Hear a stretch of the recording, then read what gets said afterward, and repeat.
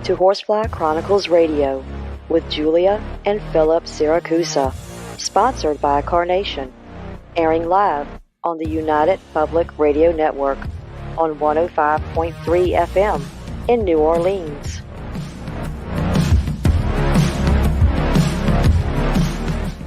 This show's entrance has been edited, produced, and directed by Gwen Clapper from Perfect Trust Productions, LLC. You can find us at perfecttrustproductions.com.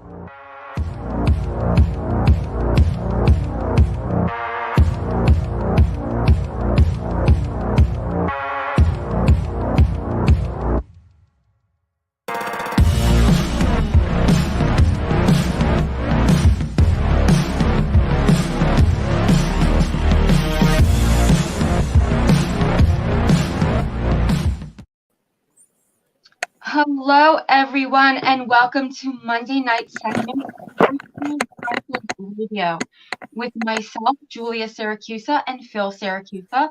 We're broadcasting live from the International Public Radio and the United Paranormal Radio Network on 105.3 FM from New Orleans. This evening's show is fully sponsored by Carnation, so we want to thank them for their sponsorship. We love them. You will have to do a few things in order to participate. Go over to your YouTube channel, UFO Paranormal Radio or International Public Radio.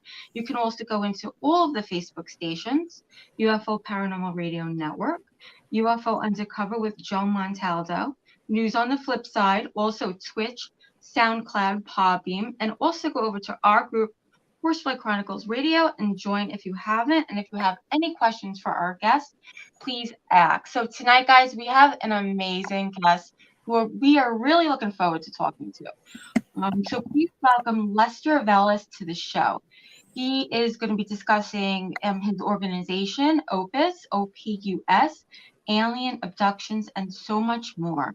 Lester joined MUFON, the Mutual UFO Network, in 1991 and has held the following positions: field investigator, training coordinator for field investigators, the assistant state director in Northern California, chairman of AERC, that's Abduction Experiencer Research Committee, and team leader for our abduction response team.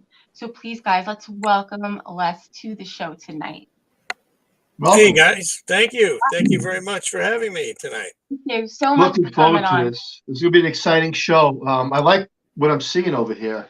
And I'm very big into the UFO topic as well. So what I'd like to ask the guest is take us to the beginning. Yes. I mean, how did you get started with all this? Oh, my goodness. Okay, well, this whole thing started for me when I was rather young, about 11 years old.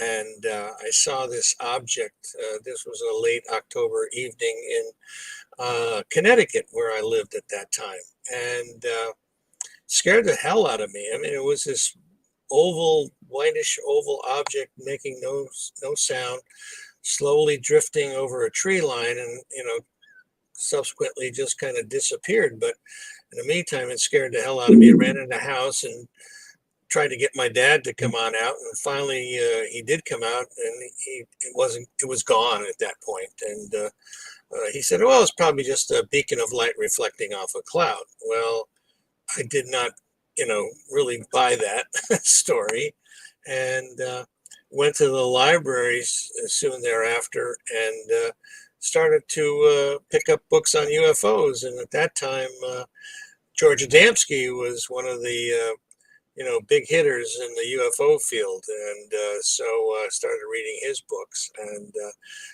I was really quite interested in the whole thing.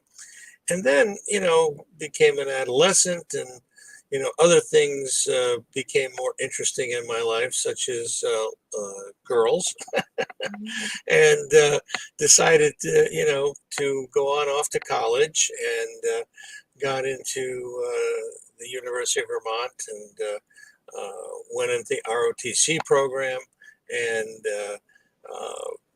subsequently got married, and had a couple of kids, and 1985 moved out to California. Oh, and man.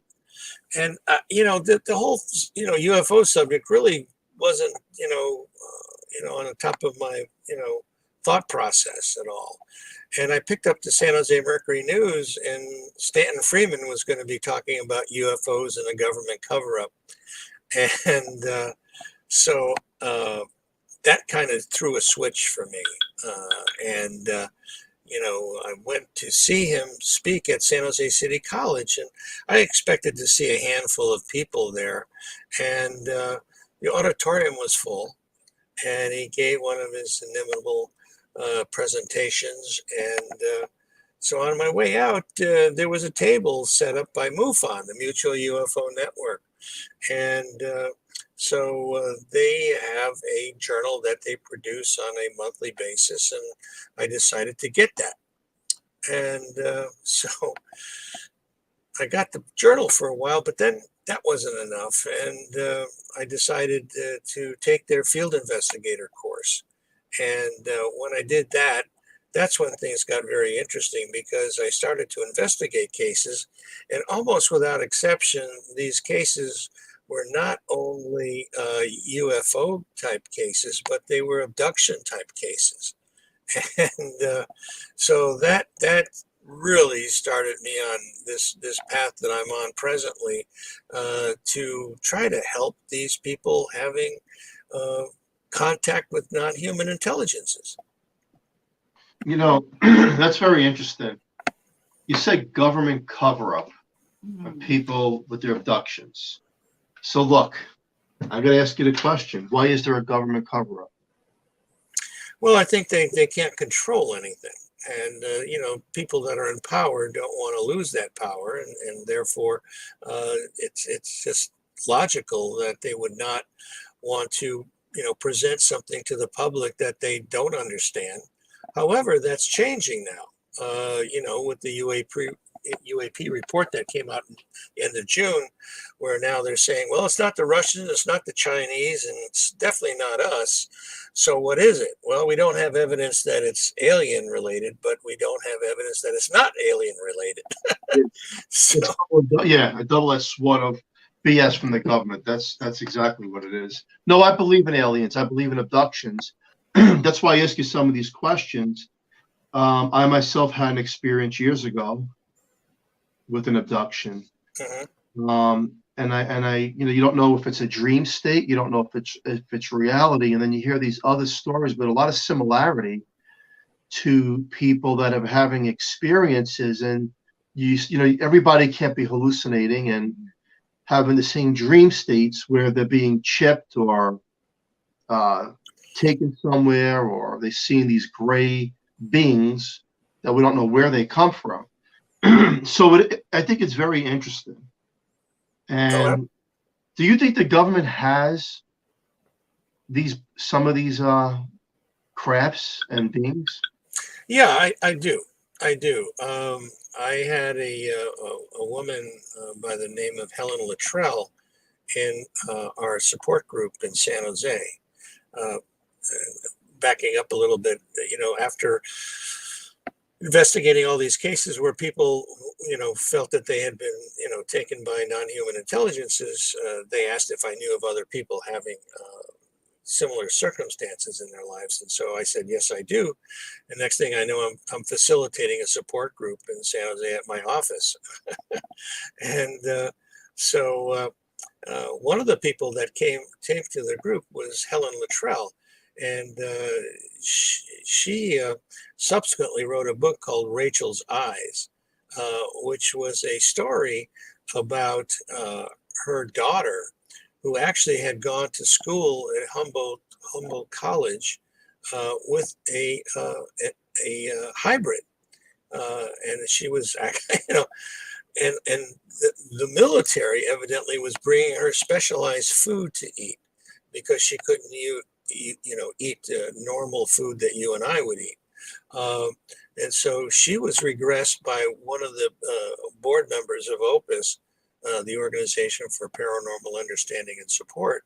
And that's when the book subsequently came out with the regression that was done and the stories that she related about her daughter going to school with this hybrid.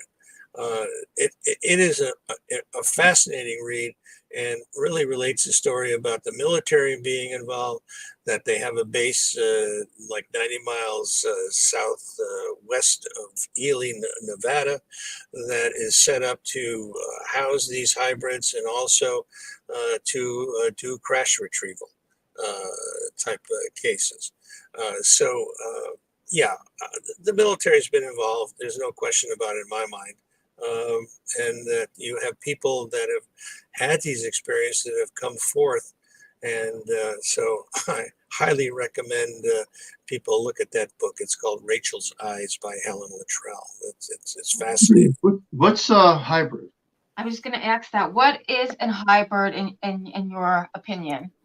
Well, that's a really good question, and the fact of the matter is, we have no scientific proof that these people are hybrids because we don't have a sample of hybrid DNA.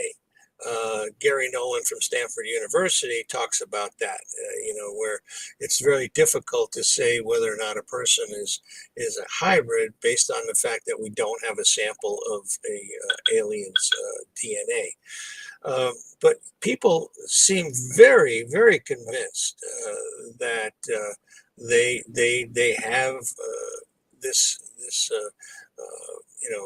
peculiar type of a situation going on with them, and they firmly believe that they seem to be hybrids. So it's hard to factually say that these people are definitely hybrids, but nevertheless, the feeling that they possess in that regard seems very strong, and therefore, you have to give them some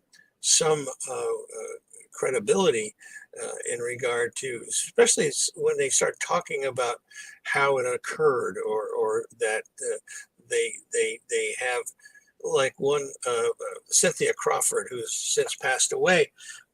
She talked about it for many years, and she talks about the fact that she's been subjected to various examinations, and her body has peculiarities as far as physical peculiarities, as far as where her organs are, and they're in different places than they normally would be.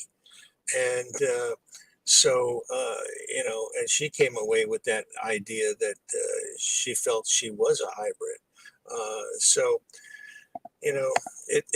That's a hard one. That's a real hard one. I vacillate back and forth about it, but definitive proof. David Jacobs talks about the fact that the process of hybridization is to the point where you can't tell if I'm a hybrid or if you're a hybrid because they've done such a good job of the hybridization process, and they're actually calling these people hybrids because you can't tell them from you and I. It's interesting. There are people like yourself that would believe that they walk amongst us. Mm-hmm. You just can't tell the difference. And then I would always ask a question: what do they have to gain? Yeah. Like, what are they gaining by doing that? If they having that intelligence where you can fly in these crafts and at unlimited speeds and go through portals, what's the obstacle?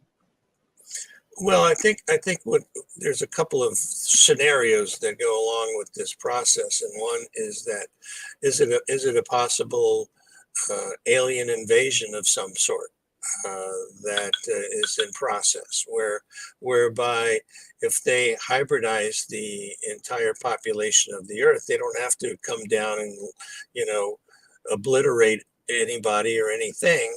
They will be us, basically. So that's one theory. The other theory is that we don't know what the other theory is. truly. It's a real conundrum why that process is going on. Is it again? I think it has to do with the possibility that we're dealing with a race that is having issues, and they see that as a way for them to survive in some way, shape, or form. Whether it's not being able to be on their planet any longer for whatever reason, and so this is an easy way or a Right. more peaceful way to integrate into our society. I would agree. You said that our military knows, I guess a portion of the military knows, and the government knows, but yet the leaks that come out, they call leaks, right? Because all of a sudden there's this UAP program and all this other stuff. That's what they're calling it. So then they're spinning it, because if what you're saying is true, that the government and the military do know because of this one case and maybe many other cases, and they say, well, we're not sure if we don't think it's China, we don't think it's Russia, it could be other, yeah. So then, quite frankly, we're being lied to, period. Yeah, I think that whether you call it a lie or just Well, if you're giving me leaks and you know something, that's a lie, right? If you're telling me something in drips and drabs, but you really know the information, so you're saying, okay, I'm going to keep the public, I'm going to tell them, give them bits and pieces, but we're not going to give them the whole picture. But yet, right. Israel, someone from Israel, one of the big wigs from Israel came Yeah, forward. Haim Eshed, the general, That yeah, the United came States out. government knows what's going on. Yeah, he basically said, yeah, they're here. We're working with them, and we have bases on Mars, and it's been going on for a while. And the aliens don't want to make themselves known because we're not ready. And I think that's part of the thing. I mean, the Brookings years ago talked about the fact that, we'd have a real issue, like the War of the Worlds broadcast that was done, and we freaked out a whole bunch of people with that, and so but I think that 70% at least of our population would be fine with it. It's the other 30% that would probably have a real issue with the fact that, hey, they're here, and they have all these capabilities that we don't have, and that's an issue. I mean, that's truly an issue right there. I mean, but I think people say, well, oh, they're going to invade and they're going to do all this. Well, I think they probably could have done this eons ago when we were picking bananas and fruit off of trees or something. Yeah, true. They could have done it a long time ago. Yeah. One question is, I see our spacecrafts out there and our astronauts have some pretty decent footage that was released within the last year.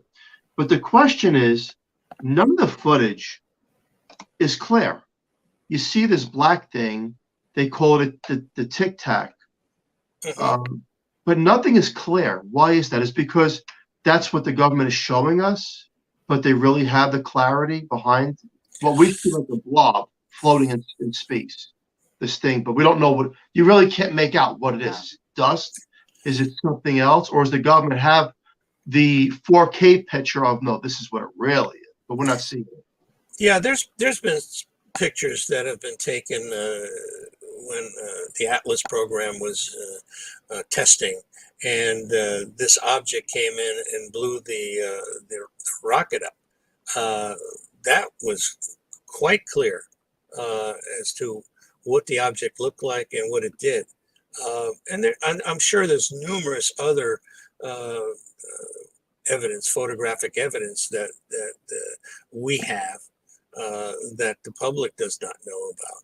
And again, it's the bottom line is that I think they're trying to keep a lid on this thing as long as they can until they have a better understanding of what it is or how they might be able to control it. But right now, there's no way that they can control it based on what's happened. I mean, a la the Maelstrom Air Force Base and the missiles being shut down and things of that nature.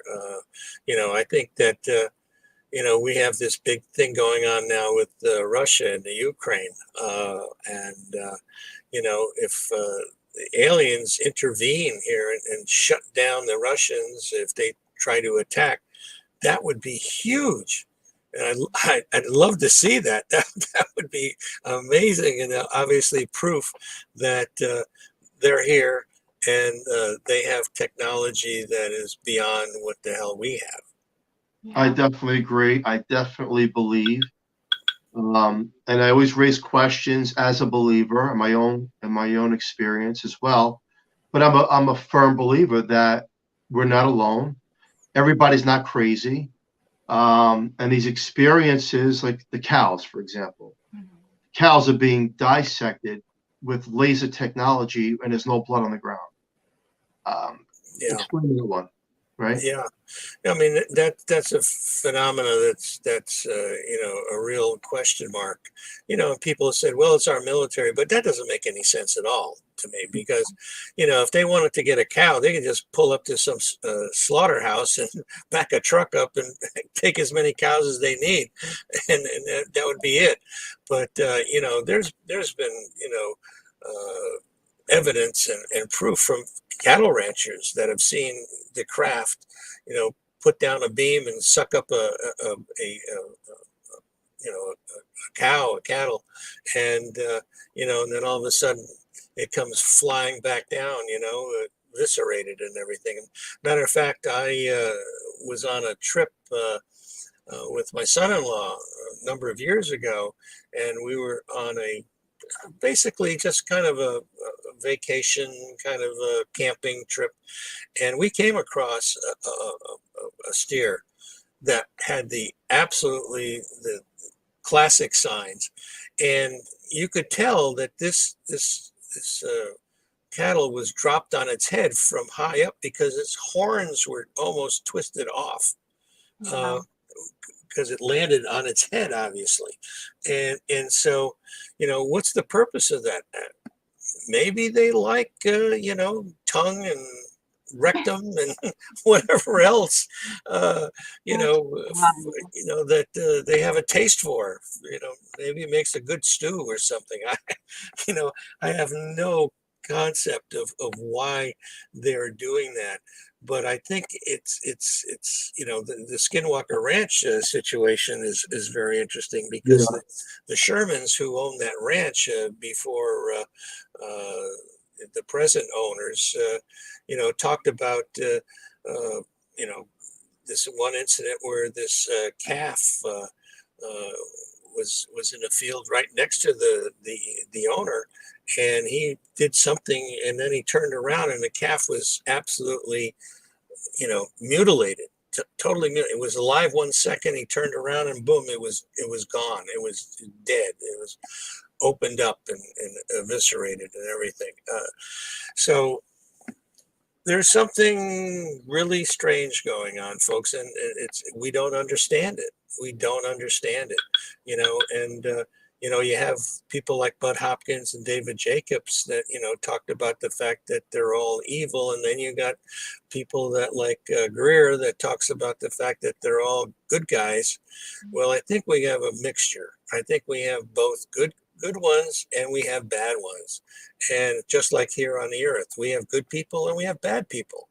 And I think the same thing is going on, in this other reality, and even within races, because people talk about, well, the mantids are good and the reptilians are bad, and in fact, I think we have good ones in each of those, and also bad ones in each of those races.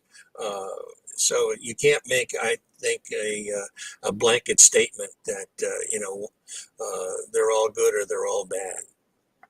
I would definitely agree with you. That is true. Let's talk about ghosts and aliens. Yeah. Because, we're paranormal investigators. Yeah. We live in a haunted home, and we deal with a lot of different teams from around the world. And a lot of the picture grades that you see an apparition of a ghost, right? Some that you have to rule out as optical illusion and matrix, and others look authentic. Like, this is what I see a boy, I see a girl, I see something. And then the pictures of UFOs seem to be the same grade. And then the question is, are ghosts, which evidently is us when we cross over at some form if we don't go somewhere else, Mhm. and the aliens, are they on that same plane? Well, I think, let me just give you a little bit of information. We just finished a phase 1 of the Omega 4 study, where we went out to therapists that deal with people that claim to have contact with non-human intelligences. And what they came back and told us was that the majority of people are dealing with grays. Then the second thing that people are dealing with are orbs. The third thing that they're dealing with is interdimensional entities. And the fourth thing is ghosts. And that came up very, very frequently. And I'm a firm believer in that all of this stuff is connected in some way, shape, or form. So I don't think you can separate one from the other. I have a person that's in the support group. Actually, Lynn Monet. She's, I don't know if you've had her on your show, but she's written a book. I can't think of the name of it right now, but she was dealing with one in her own home that turned out to be first a ghost.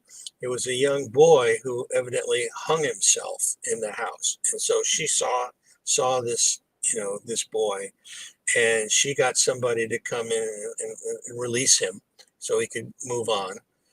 But there was a demon in the house as well. And I mean, this creature was nasty, very nasty, and left marks on a friend of her, scratches on the backs and on her back and things of that nature. And so they brought in a specialist to try to exorcise the demon. And the person said that there was a ley line that was going through the house and through the neighborhood. And evidently other people in the neighborhood had issues. And she said to Lynn that, this ley line, these entities are coming up through the ley line. And so here's a situation that is, is ghost in one respect, and then a demon in another respect. And then Lynn has also had contact, with non-human intelligences, typical UFO type of a scenario. So it's very complicated. It's very complicated. It's complicated. It's fascinating. I believe it because I know these things do exist, and it's hard to explain. It's just oh yeah. You can only prove so much and take people's word. Look, people say I've been abducted. Yes, if you're into the field and you know the checkpoints of what they went through, you know that they're telling the truth. What would be some of the signs someone would show after an abduction, and why in your opinion is it happening to us? Well, as far as the why, because that's a question that most experiencers, as I call them, ask, like, why me? And what we found is that it seems to be generational. There seems to be, if a person has an experience and they really start to dig into it, they'll find out that their parents had an experience or their grandparents had an experience. And so it seems like these non-human intelligence are following people through generations. And so what's the purpose of that? Is this basically an experiment that was started eons ago and continues, to this day, that they continue to be followed? People have always said, well, these, intelligences, what have you, if they're so smart, they all they need is just to come down and take one or two people, and then you don't need to bother with them anymore. But it's almost like what we do with animals. A scientist, a bio, marine biologist goes out into the ocean and pulls a dolphin out of the ocean, and they take blood out of the dolphin, and then they tag him, and then they throw him back into the water. So they take him out of his environment, his reality, put him on this boat, and then they throw him back. And a year later, they capture the same thing and pull him out, and they analyze him again, measure him, take another blood sample and check the tag and all this kind of stuff. So maybe it's a scientific process that's going on with these animals, or us. They continue to do that, or it may be some kind of a training course that aliens are going through. The younger generation needs to learn how to do this. And so they come down and they teach them how to do this, and then analyze us and in various ways, whether it's not, taking eggs or sperm or, blood or what have you, and, probing us and sticking implants into us to monitor us. And that's a whole nother thing as far as the implants are concerned, whether or not they're monitoring devices. Some people have said they're monitoring for pollution in our bodies, or it's a tracking device, or it's a transmitting device. And just there's so many different possibilities that exist, but we don't have any definitive answers yet. I think there's a lot of people out there that may espouse a certain, feeling about it, but the bottom line, I think maybe they're all valid in some way, shape, or form, but we don't have a definitive answer. How many forms are there out there of aliens? You said the Greys, the cryptids, the reptilians. Well, what's interesting is that almost without exception, the Greys are involved with every incident. And it's almost like, the mantids and the reptilians and the Nordics and there must be some kind of a cosmic, phone store out there that they can go in and pick up a Grey and then utilize the Grey to interface with humans, because they're afraid to really interface directly with us because we're violent. We can be very violent. And I've had people in our support group that have told stories about the fact that they've bit these aliens, or ripped off an arm in one case. And so, you can see why these entities, the other races may be quite nervous about interfacing with us, but the Greys, they're expendable in a way. It's like an iPhone. Okay, yeah, we're gonna get our latest iPhone, and we're gonna utilize that to interface with the humans here. Because we don't want to get that close. You know what? A skeptical question I asked myself, and I've asked others this, and this is now again, I'm a believer, but this is a skeptical question. Let's say we have 20 different forms of aliens out there, right? So I say, well, okay, so these 20 different forms of aliens that maybe come from different galaxies all have an agreement with the United States government not to show up in New York City over all of us, our buildings, and say, hey, we're here. So every one of these races has a deal with our government. There's the question, the skeptical question I ask, because let's just say we're talking about the Greys, and the Greys, have a deal with the government, and they're not supposed to show themselves because of mass hysteria and all that. But okay, then you got the cryptids and you got the reptilians. You have so many going down the line that now everyone's got to deal with these governments. Is that possible? Or is it that the government is actually controlled by these things? Well, I think it could be a couple of different things. One, I mean, if they have like the United Nations, for instance, or it's a federation of some sort that all these entities are part of, that they've made an agreement that, we're not going to interface with the human population at this point for various reasons. And so Haim Eshed, to the best of my knowledge, is an Israeli general that wrote that book recently. I don't know if he actually, because it hasn't been translated yet, so I don't know what the contents of the book are, but other than what he said briefly, whether or not this is one race that's involved with us, or is it multiple races? But it's like there's so many possibilities as far as how many races there are, number one, because there's a lot of conjecture about that. I've heard from 34 to 76 to 100 and some odd, different races that are here. Some are really good, some are really bad. The good ones are trying to help us. The bad ones are trying to blow us up in some way, shape, or form.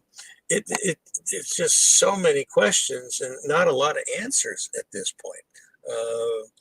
And so I think that we just have to be, cognizant of the fact and be careful about, how we move forward with all this information.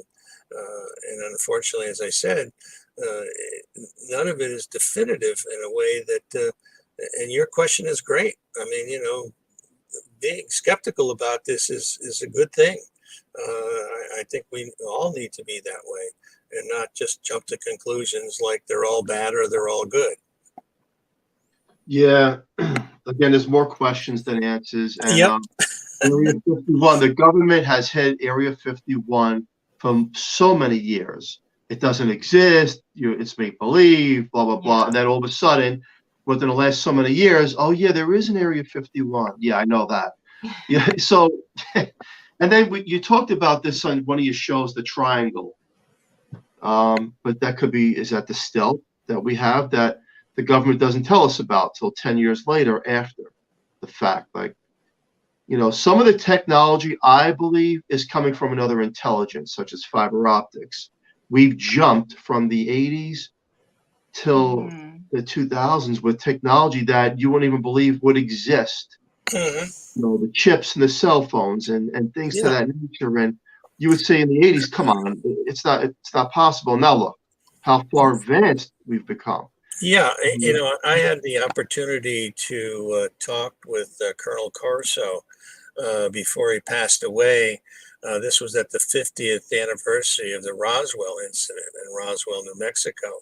He was there, and I talked to him for a while, and I said, you have such, an amazing background, being part of the Eisenhower administration and things of that nature, and well respected. And now you come out with this book that some people would think you're crazy, So why did you do it? And it was a very simple answer to me. He said, because I think our grandchildren need to know the truth. Okay. And so I firmly believe that we have, crashed UFOs. We have alien bodies.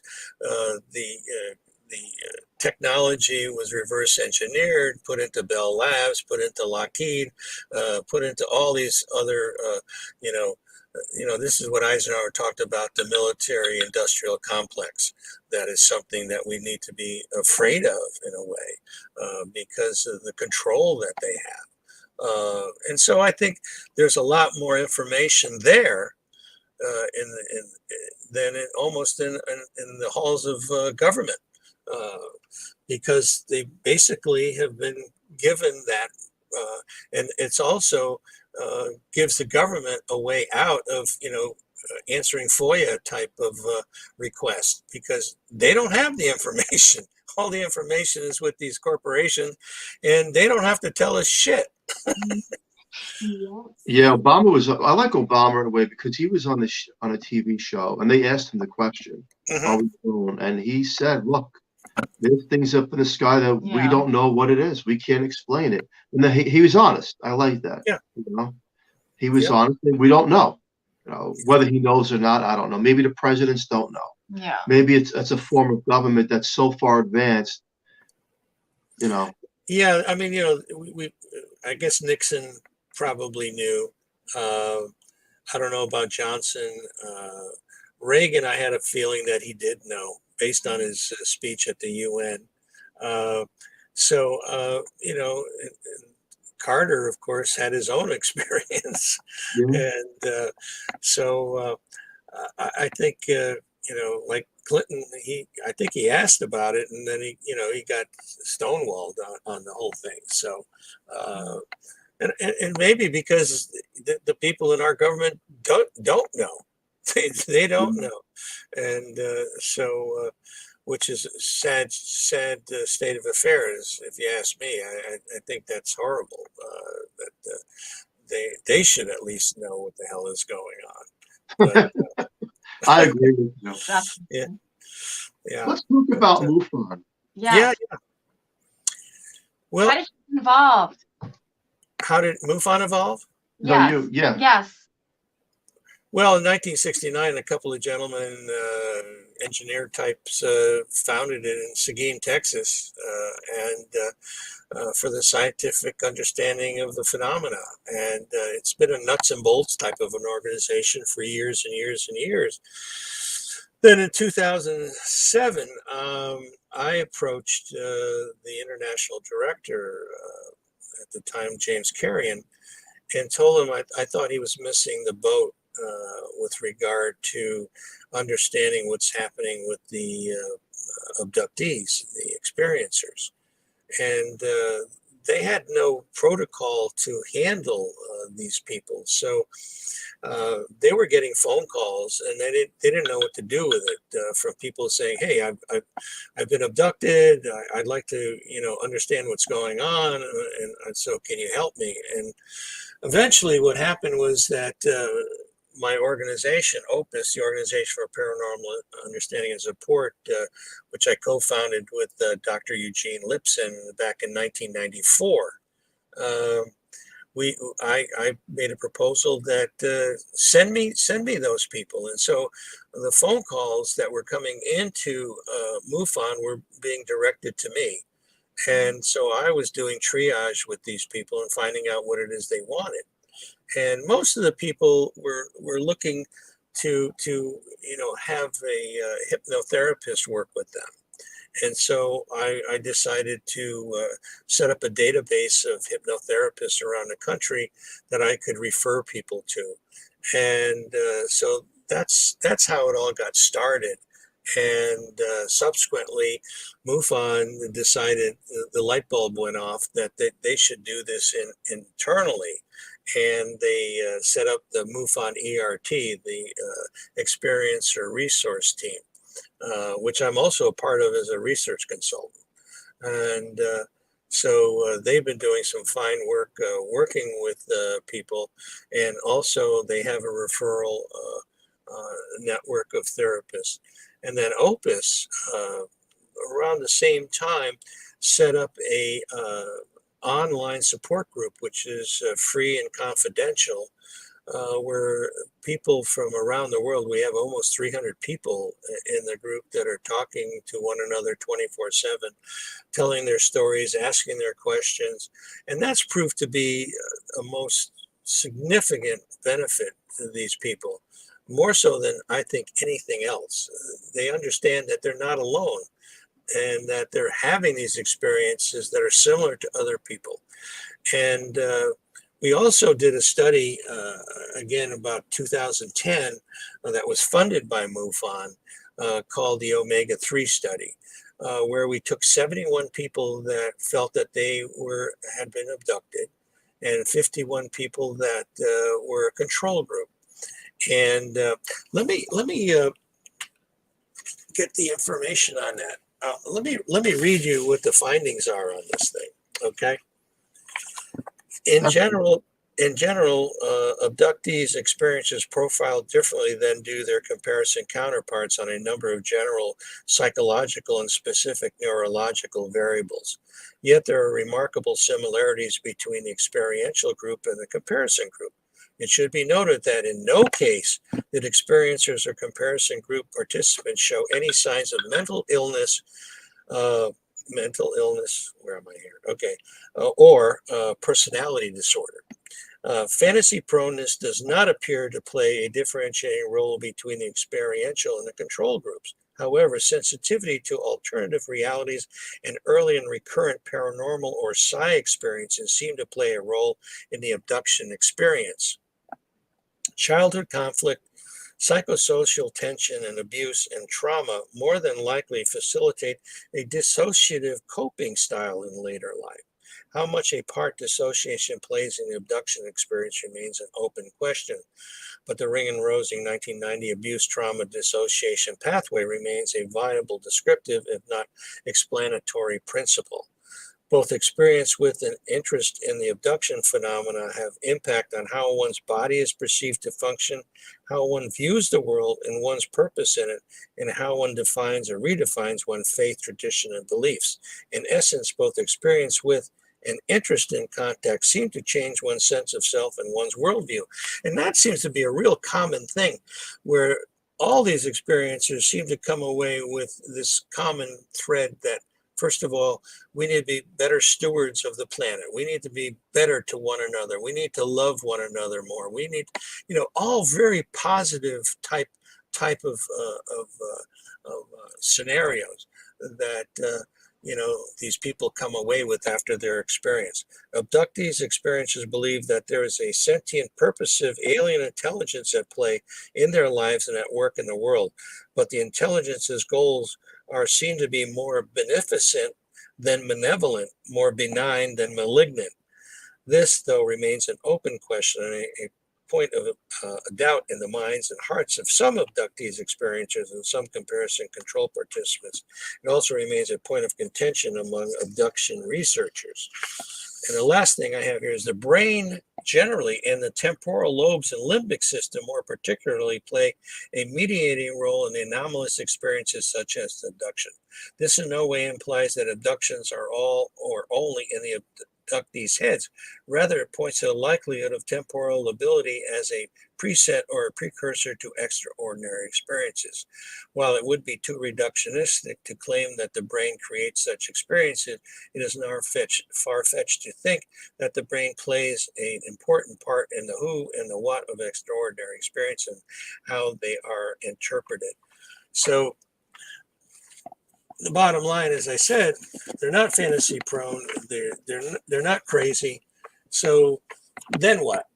A lot of these people have gone to psychiatrists or psychologists and they find out that they're perfectly sane, but then they have this issue that's going on with them. And so how do they deal with that?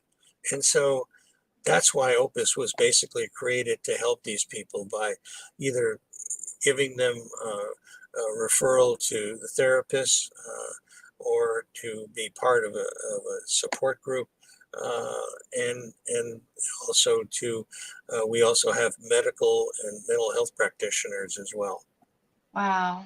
Well, That's amazing. It is, but that's why the government, in a sense, should come forward, because then you're giving people that are with high credibility a bad name, because they're saying, hey, I was abducted. These things are happening to me. And the general population thinks you're a fool or you're stupid because they don't believe in it. But yet, the big people behind the closed doors know what's really going on. And it's sad for the person that's having these experiences. And it's thankful that you have your operation going, which is good. But there's a lot of people out there that are having similar experiences, and it's not fair to them. Benny, Barney Hill, all these cases, it's not fair. They're being humiliated in some senses. You have your believers, and then other cases, like people laugh at them. And that's not fair, because they should be treated right. Like, no, we know what's going on, and we're going to try to help you, versus we don't know what's going on. We don't know what you're talking about. Yeah, it's unfortunate that the mental health community is not more aware. As a matter of fact, that's why we did the phase 1 of the omega-4 study, to go out to therapists to get their feedback, which we're going to publish in a peer-reviewed journal shortly. And we're going to send this out to the mental health community to show them this is what's going on. This is how you can work with these people. this is, something, again, that these people do not have a psychopathology, and so it's important to be open-minded about this. And so we will be doing that aggressively to try to make that more available to the mental health community and to educate them as far as what's going on. It's if you look at the Roper poll that was done in 1992, that Bud Hopkins and David Jacobs, along with Robert Bigelow, who funded it, they came up with a number like 6 million people had been abducted at that point in the United States. And this is a worldwide phenomenon. And that was in 1992. So how many more people have been abducted or had this kind of experience? And so it's a process that's ongoing. It's probably been going on for eons. This is not a recent phenomena. It's just recent to most people simply because of the technology that we have now, that we can communicate the way we do. And, the cell phones that we have and the internet that we have and all of this, which is, quite amazing. You just need to understand that, people like Kit Green and Gary Nolan from Stanford University have been working with these abductees that claim to have contact with non-human intelligences, and they found that there's some peculiarities in their brain makeup in this area called the caudate and the putamen area, where there's connections in those areas that are quite significantly increased in people that claim that they have psychic ability, and they're able to communicate telepathically with these intelligences. And then they come to find out that this is generational, and they find out that their parents have had this, and they haven't talked about it, or their grandparents have had this. So it's like the old chicken and the egg. Did they have this capability because the non-human intelligences messed with our DNA, way back when? And so now we have that capability, or is this something that we have had, naturally, but has been energized or caused to come about because of contact? And again, it's a question that we don't have an answer to. And so in the book that I've recently written, The Unknown Other and the Existential Proposition of Alien Contact, I go through all the physical, the psychological, things that are going on. We talk about implants, we talk about hybrids, we talk about the U.S. government, the UAP report, we talk about the omega-3 study, which is the full study of the 71 people that were experiencers compared to the 51. We talk about, the Neolithic period in the cave drawings and things of that nature. And then we talk about automatic writing that people seem to be compelled to write. And none of it, unfortunately, has been translated. It just people seem to just, be compelled to write this thing. And then we have pictures of the marks on the bodies, the scoop marks and the triangular patterns and things of that. So I've tried to give a real broad brush overview of the phenomena. And I think for people that have not really, dug into it deeply, this would be a good book for them to really get a great overview and some insight into the phenomena. And then I have like 25 stories from people that were part of or are part of the support group, telling their stories and their experiences. Where can people find the book? It's on Amazon, and you can go to our website, which is opusnetwork.com. hope'snetwork.org, and the homepage has a picture of the book on there, and you just click on that, and that'll take you to Amazon, and you can buy the book there. The book is $20 in paperback, and then if you're a Kindle user, it's $9.99, and if you're a Kindle Prime user, it's free. So, and all the proceeds from the book go directly to Opus. I don't get a penny for it. That's my contribution, and I think this is so important to be able to keep doing what we're doing It is. to help these people. I'll tell you straight out, after my experience, I'm happy that you're doing this. I think there should be centers in every state where people who have experiences can go to and talk instead of being humiliated, especially people in the corporate world and your average Joe who says that they've been through something and, you know, everybody just looks at him like he's got something wrong with him. Hey, has there ever been a case that you came aware of where there's been an autopsy on a deceased person and a chip was found? Well, one of the things I talk about in the book is Dr. Roger Lear and his experience with 17 people where they actually excised these implants. Okay, so there was no need for an autopsy. These were live people. Let me tell you what they found. This is very interesting. So, first of all, there's no inflammatory rejection reaction by the body to these foreign objects. That's number one, which is unusual in and of itself. No visible portal of entry. Collections of specialized nerve endings surrounding the object. An outer coating of a ceramic biological material. A metallic phase where inorganic metal becomes biological tissue. The emission of radio waves, which are deep space frequencies in the FM band, electromagnetic fields in excess of 10 milligauss, composition of meteoric iron 66, rare earth metals such as U-236, a single isotope of uranium existing by itself, as well as elements such as uridium, which is very rare and hard to find in the Earth's crust. Non-terrestrial isotopic ratios indicating the involved elements did not come from Earth, and the existence of carbon nanotubes, gold spheres, which have unknown function. So, I mean, it's remarkable, the findings that Dr. Lear was able to come up with. That's fascinating.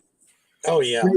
We're at the end of the show. We want to thank you for coming on. I will go too quick. Where can people find you, and what do you have going on next? And we definitely want to do a part 2 with you. Oh, absolutely. As a matter of fact, we're just kicking off the phase 2 of the omega-4 study, which is going out to the clients of the therapist. And so we'll be kicking that phase off. So probably the appropriate time would be to maybe talk about the phase 1 in more detail, and then the phase 2 in a future show. But you can find us at opusnetwork.org, and that'll give you a place where if you're looking for support, there's a support button on there that you can click. It gives you some options as far as what you would like to have happen, and then a very short questionnaire that we would like you to fill out, and then it goes to either myself or a couple of other people in the organization. We do a little triage, and then we either give you information on hypnotherapists or get you into the support group. And I literally get 2 to 3, maybe 4 a week of people looking for help in one way or another. So opusnetwork.org is the place to go, where you can click on the book or get the kind of help that you're looking for. Okay. Well, Lester, thank you so much for coming on tonight. Thank you for everything that you're doing. Thank you for your services as well. I also want to give a shout out to the people in chat. Michelle, I think Christine, who's that? It's Piper? But thank you for joining us in chat and listening to the show. Lester, you're full of Yeah, knowledge. this is a great show, a lot of knowledge tonight. We really enjoyed having you on. Well, Yeah. I tell you guys, I really appreciate being on your show, and thank you for what you're doing too, because you're trying to get the word out on Yeah. on varied topics, and so God bless you and thank you. God Thank bless you. you too. Thank you. And special thank you to Carnation for fully sponsoring this show. We love them, and please join us next Monday night on the United Public Radio Network on 105.3 FM from New Orleans. Thank you, everybody, for listening. Thank you, everyone. Have a great, safe night, and we'll see you next week. We are not alone. Good night. Good night. Good night.